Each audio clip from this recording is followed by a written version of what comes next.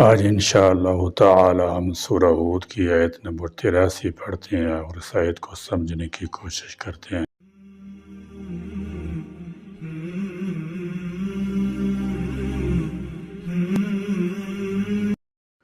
اعوذ باللہ من الشیطان الرجیم، بسم اللہ الرحمن الرحیم، مسومۃ عند ربک وما ہی من الظالمین ببعید۔ مسومۃ نشان زدہ، عند ربک آپ کے رب کے ہاں سے، فرمایا مسومۃ عند ربک نشان لگے ہوئے، یعنی ان میں سے ہر پتھر پر کوئی علامت بنائی گئی تھی کہ اس سے کس کو ہلاک کرنا ہے۔ مغربی اقوام اور ان کے پرستار جو دھڑلے سے اس فعل بد کا ارتکاب اور اس کی اشاعت کر رہے ہیں، ان پر بھی یہ عذاب آنا کچھ دور نہیں۔ یا الف لام عہد کا ہو تو ان ظالموں یعنی رسول اللہ صلی اللہ تعالی وسلم کے زمانے کے کافروں پر بھی نزول عذاب بعید از قیاس نہیں۔ اگر قوم لوط پر عذاب آ سکتا ہے تو ان پر بھی آ سکتا ہے۔ دوسرا معنی یہ ہے کہ وہ الٹی ہوئی بستیاں ان مکہ کے ظالموں سے کچھ دور نہیں، بلکہ ملک شام کو جاتے ہوئے دائمی آباد راستے میں ہیں، جن کی بے مثال بربادی یہ لوگ صبح و شام آتے جاتے دیکھتے ہیں۔ وما ہی اور نہیں وہ بستی، من الظالمین ظالموں سے، ببعید دور۔ اس آیت کے دو مطلب ہو سکتے ہیں اور دونوں ہی درست ہیں۔ ایک یہ کہ اور یہ خطہ ان ظالموں سے کچھ دور بھی نہیں۔ اس صورت میں خطہ سے مراد قوم لوط کا تباہ شدہ خطہ اور ظالموں سے مراد دور نبوی کے منکرین حق ہیں، یعنی یہ برباد شدہ علاقہ ان ظالموں سے کچھ دور نہیں۔ یہ سب کچھ وہ بچشم خود ملاحظہ کر سکتے ہیں۔ اور دوسرا مطلب یہ ہے کہ ایسا عذاب کچھ قوم لوط سے ہی مخصوص نہیں، بلکہ ظالموں اور منکرین حق بد کرداروں کو آج بھی ایسا عذاب دینے پر اللہ تعالیٰ پوری قدرت رکھتا ہے، اور یہ کوئی بعید از عقل بات نہیں۔ سیدنا لوط علیہ السلام سیدنا ابراہیم علیہ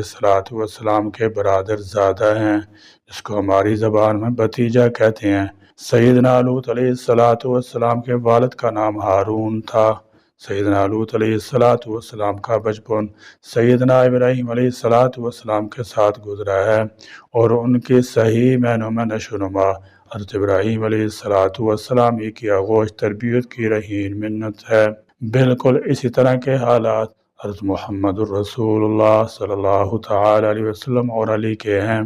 فرق ہے تو یہ کہ سیدنا لوط علیہ السلام مستقل نبی بنائے گئے تھے، اور یہ بھی کہ لوط علیہ السلام حضرت ابراہیم علیہ السلام کے داماد نہیں تھے، اور حضرت علی رضی اللہ تعالی عنہ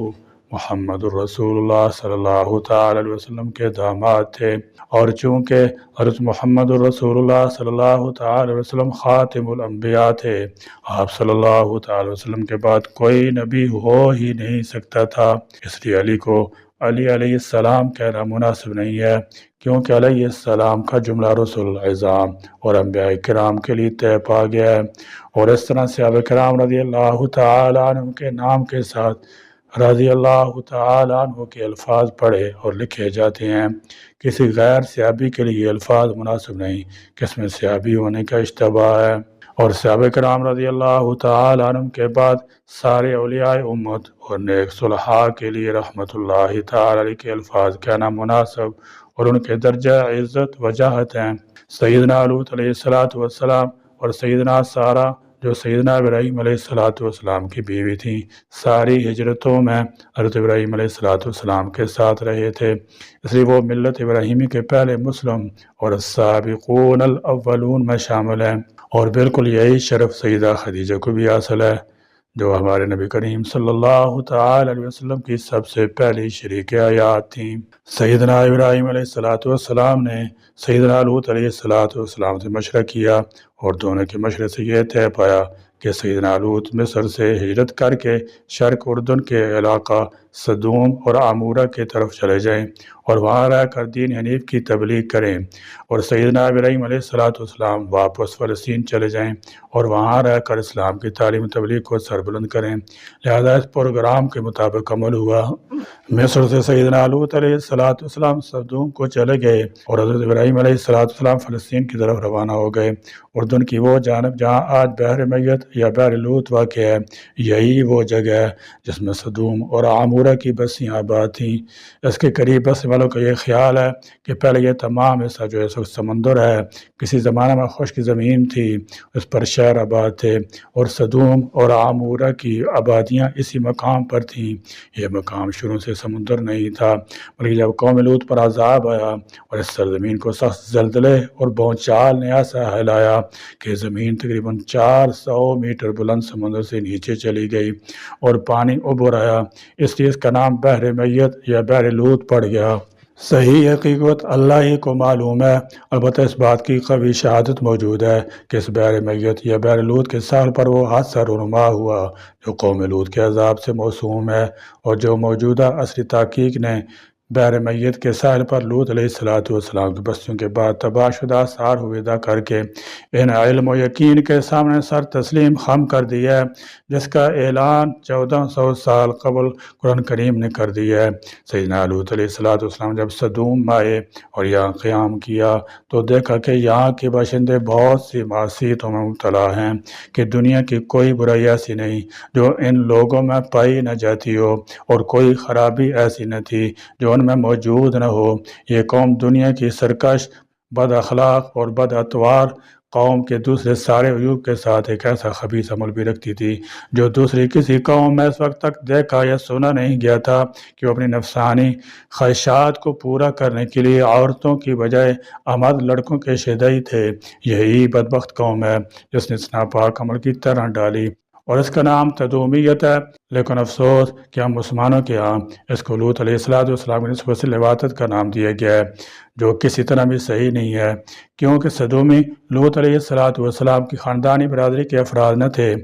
حضرت لوط علیہ السلام کتنی مدت میں رہ چکے تھے کہ اللہ تعالیٰ نے آپ کو نبوت سے نوازا، کچھ معلوم نہیں، تاہم یہ بات تو یقینی ہے کہ سیدنا لوط علیہ السلام میں سکونت پذیر ہونے کے باعث فریقین ایک دوسرے سے اچھی طرح مانوس ہو چکے تھے اور ایک دوسرے کو سمجھ چکے تھے، اور اگر کوئی زبان کا اختلاف تھا تو وہ بھی یقیناً حل ہو چکا تھا کہ اللہ تعالیٰ نے سیدنا لوط علیہ السلام کو انہی بستیوں کی طرح نبی مبعوث کر دیا، اور سیدنا لوط علیہ السلام نے اللہ کا پیغام کو سنانا شروع کر دیا اور ان کی برائیوں سے ان کو روکنے کی پوری کوشش کی۔ سیدنا لوط علیہ السلام نے ان کی بے حیائیوں، خباثتوں پر ملامت کی اور شرافت و طہارت کی زندگی کی رغبت دلائی، اور حسن خطابت، لطافت، نرمی کے ساتھ جو وہ ممکن طریقے سے سمجھانے کے ہو سکتے تھے استعمال کیے، اور ان کو سمجھایا اور موعظت و نصیحت کی، اور گزشتہ اقوام کی بدعمالی کے نتائج ثمرات بتا کر عبرت دلائی، لیکن ان بدبختوں پر مطلق اثر نہ ہوا،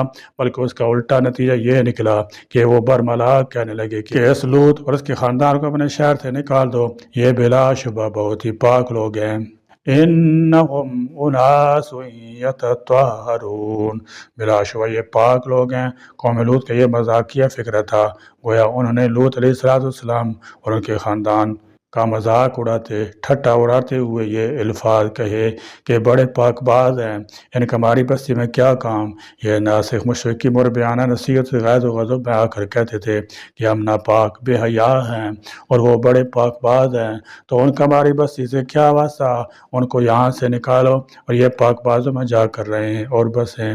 قوم کے اس استہزاء اور مذاق کی پرواہ انبیاء کرام کا شیوہ نہیں، وہ ان باتوں سے بالکل بے نیاز تھے کہ کون کیا کہتا ہے، ان کا کام تو اللہ کا پیغام پہنچانا تھا، اور کسی کی روکے اپنے پیغام پہنچانے کی ذمہ داری سے رک نہیں جاتے تھے، اور یہی کام سیدنا لوط علیہ السلام نے کیا۔ قوم کے اس طرح کی الٹیمیٹم کی کوئی پرواہ نہ کرتے ہوئے اپنی تبلیغ جاری رکھی اور فرمایا کہ لوگو، تم کو اتنا بھی احساس نہیں رہا کہ یہ سمجھ سکو کہ مردوں کے ساتھ بے حیائی کا تعلق، لوٹ مار اور اس قسم دوسری بد اخلاقیاں بہت برے اعمال ہیں۔ تم یہ سب کچھ کرتے ہو اور پھر محفلوں مجلسوں میں کرتے ہو، اور پھر شرمندہ ہونے کی بجائے بعد ان کا ذکر ایک دوسرے کو سناتے ہو۔ کہ گویا یہ کار نمایاں ہیں جو تم نے انجام دیے ہیں۔ چنانچہ فرمایا کیا تمہارا حال یہ ہے کہ مردوں کے پاس جاتے ہو اور رضا نہیں کرتے ہو اور اپنی مجلس میں برے کام کرتے ہو۔ حضرت لوط علیہ السلام کے بلاغ حق، امر بالمعروف نہی عن المنکر کا کچھ بھی اثر نہ ہوا، وہ اپنی بد اخلاقیوں پر اسی طرح قائم رہی۔ سیدنا لوط علیہ السلام نے یہاں تک غیرت دلائی کہ تم اس بات کو نہیں سوچتے کہ میں آئے دن جو اسلام اور صراط مستقیم دعوت کے پیغام کے لیے تمہارے ساتھ حیران سرگرداں ہوں، کیا کبھی میں نے تم سے صحیح کوشش کا کوئی ثمرہ طلب کیا ہے؟ کسی نظر و نیاز کا طالب ہوا ہوں؟ میرے پیش نظر تو تمہاری دینی دنیوی سعادت فلاح کے سوا اور کچھ بھی نہیں ہے، مگر تم ہو کہ مطلب توجہ ہی نہیں کرتے۔ مگر ان تاریک دلوں پر یہ سب کچھ کہنے کا کوئی اثر نہ ہوا۔ وہ لوط علیہ السلام کو اخراج اور سنگساری کی دھمکیاں بدستور دیتے رہے۔ جب نوبت یہاں تک پہنچی اور ان کی سیاہ بختی نے کسی طرح اخلاقی زندگی پر آمادہ نہ ہونے دیا تو اس وقت ان کو بھی وہی پیش آیا جو اللہ کے بنائے ہوئے قانون جزا کا یقینی اور حتمی فیصلہ ہے، یعنی بد کرداریوں پر اصرار کی سزا بربادی، ہلاکت سنت اللہ میں طے ہے۔ بہرحال سیدنا لوط علیہ السلام کی دعوت کو مختصر بیان کر دینا بھی فائدے سے خالی نہیں ہوگا، اس لیے اس کا مختصر سے مختصر ذکر اس طرح کیا جا سکتا ہے جو یاد رکھنا آسان ہوگا۔ نمبر 1، سیدنا لوط علیہ السلام سیدنا ابراہیم علیہ السلام کے بھتیجے ہارون کے بیٹے تھے، جو ابراہیم علیہ السلام کے ساتھ ہی مہاجر ہوئے اور بحکم الہی صدوم میں مقیم ہو گئے جو دریائے یروان کی ترائی میں واقع تھا۔ نمبر 2، سیدنا لوط علیہ السلام کی قوم میں جو بدعمالیاں پھیلی ہوئی تھیں ان سب میں سر فہرست صدومیت یعنی اغلام بازی تھی۔ چند معدود آدمیوں کی سوا پوری قوم اس بے حیائی اور غیر فطری فعل میں غرق ہو چکی تھی۔ اس لیے سیدنا لوط علیہ السلام نے بھی سب سے پہلے اس بات کو اپنی دعوت کا موضوع بنایا، لیکن آپ کی دعوت کا قوم پر ذرا اثر نہ ہوا۔ نمبر 3، سیدنا لوط علیہ السلام چونکہ باہر سے آ کر آباد ہوئے تھے، آپ کے پاس کے علاقے کے مہمان آئے تو ان کو اس بستی کے لوگ تنگ کرتے اور ان کے پیچھے پڑ جاتے تھے۔ نمبر 4، سیدنا لوط علیہ السلام نے مطالبہ کرتے سیدنا لوط علیہ السلام سے مطالبہ کرتے کہ یا تو آپ ان مہمانوں کو یہاں اپنے ہاں ٹھہرنے نہ دیں یا جو کچھ ہم چاہتے ہیں ایسے ہم کو منع نہ کریں۔ نمبر 5، صدیومی میں علاوہ ازیں بہت کچھ برائیاں پائی جاتی تھیں کہ وہ لوگوں کا مال ہتھیار لیتے تھے، خصوصاً اجنبیوں کو طرح طرح سے تنگ کرتے تھے۔ نمبر 6، صدوم کی بستی آتش فشاں پہاڑوں کے دامن میں تھی اور یہ وسیع ریز پہاڑی دامن مویشی پالنے زراعت کے کام کے لیے نہایت ہی موزوں تھی۔ نمبر 7، اللہ تعالیٰ کے فرشتے سیدنا لوط علیہ السلام کے پاس آئے تاکہ ان کو وہاں سے نکل جانے کی اطلاع دیں اور قوم کی غرق ہو جانے کی خبر پہنچائیں، لیکن اللہ تعالیٰ نے ان کو شکل و صورت کا ایسا لباس دیا جو صدومیوں کے لیے جاذب نظر تھا، ان کو دیکھتی مفتون ہو گئے اور ایسے اندھے ہوئے کہ خواہش نفس کے ازالہ کے لیے سیدنا لوط علیہ السلام گھر میں گھس آئے۔ نمبر 8، سیدنا لوط علیہ السلام نے ان کو بے شمار پند و نصیحت کی، لیکن وہ اتنے ڈھیٹ نکلے، اتنے بدبخت نکلے کہ ان پر کسی بات کا کچھ اثر نہ ہوا۔ لوط علیہ السلام کی پریشانی کو دیکھ کر فرشتے نے حقیقت سے پردہ اٹھایا تھا اور لوط علیہ السلام کو ہجرت کی اطلاع دے کر مقام ہجرت کا اشارہ سمجھا کر دیکھتے غائب ہو گئے، اور انہوں نے یہ بھی بتا دیا کہ آپ کی بیوی آپ کا ساتھ دینے والی نہیں ہے، اس لیے اس کی ہلاکت کا پیغام ہے۔ نمبر 9، سیدنا لوط علیہ السلام رات کے وقت اپنے سارے خاندان کو لے کر اطلاع دیے گئے مقام طرف نکل گئے اور آپ کی بیوی نے فی الواقع آپ کا ساتھ نہ دیا۔ نمبر 10، رات کے آخری سمت آتش فشاں پھٹا، سورج کے نکلنے کے وقت تک اس پوری بستی کو تہس نہس کر کے رکھ دیا گیا اور اس علاقہ کو زمین کے اندر دھنسا کر رکھ دیا گیا، گویا اس عذاب الہی کی ابتدا آگ اور پتھر کی بارش سے ہوئی اور انتہا زمین کے اندر ہی اندر دھس جانے پر۔ اللہ تبارک و تعالی امت مسلمہ کو ان بد اعمالیوں سے بچائے، آمین۔ وآخر دعوانا الحمدللہ رب العالمین۔